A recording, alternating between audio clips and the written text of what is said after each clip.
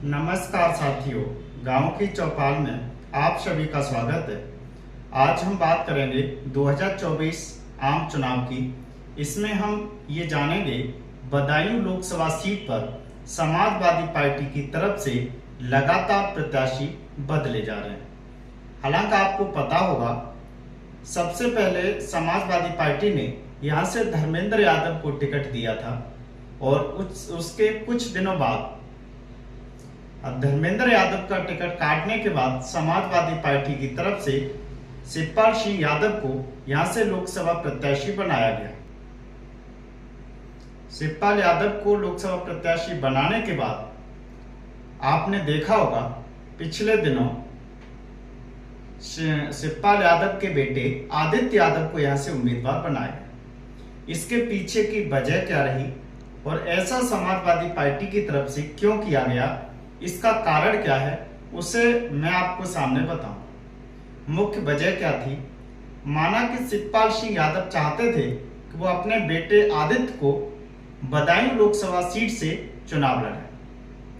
इसका रीजन ये भी था, अब तक आदित्य यादव ने कोई सा आम चुनाव नहीं लड़ा है, तो इसको पहले भी इस बात को लेकर के नाराजगी शिवपाल सिंह यादव अपनी जाहिर कर चुके थे, लेकिन तब उनकी ये बात बन नहीं पाई और आदित्य यादव को कहीं से चुनाव लड़ने का मौका नहीं मिला।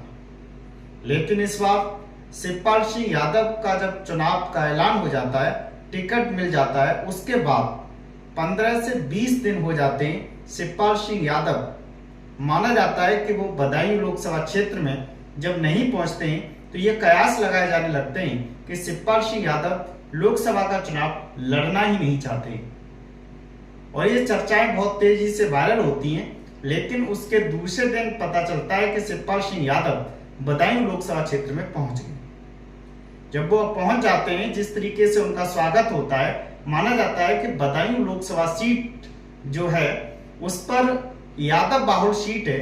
यादव मुस्लिम मतदाताओं की संख्या कल समथिंग 50% के आसपास है, तो ये सीट माना जाता है एक सुरक्षित सीट है समाजवादी पार्टी के लिए। तो शिवपाल सिंह यादव का मानना था कि इस बार यदि आदित्य यादव को मौका नहीं मिलता है तो हो सकता है उनकी राजनीति में एक बड़ी अड़चन पैदा हो जाए।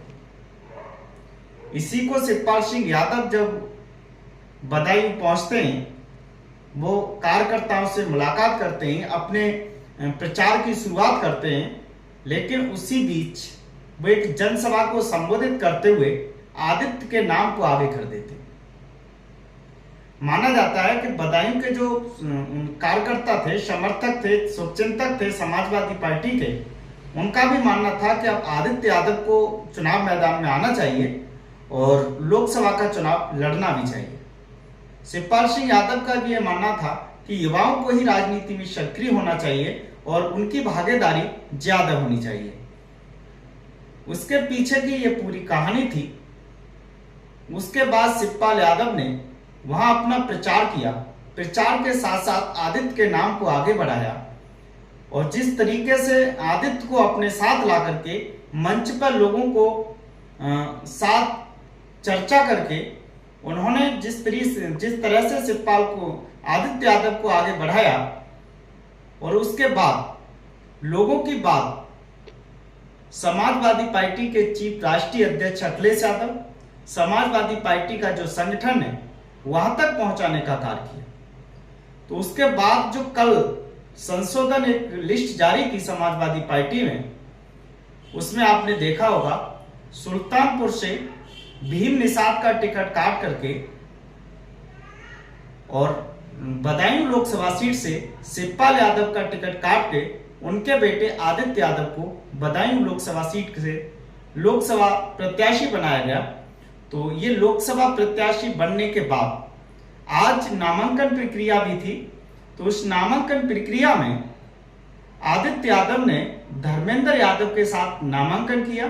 काफी भीड़ रही और पूजा अर्चना के बाद इस नामांकन प्रक्रिया को पूर्ण किया गया।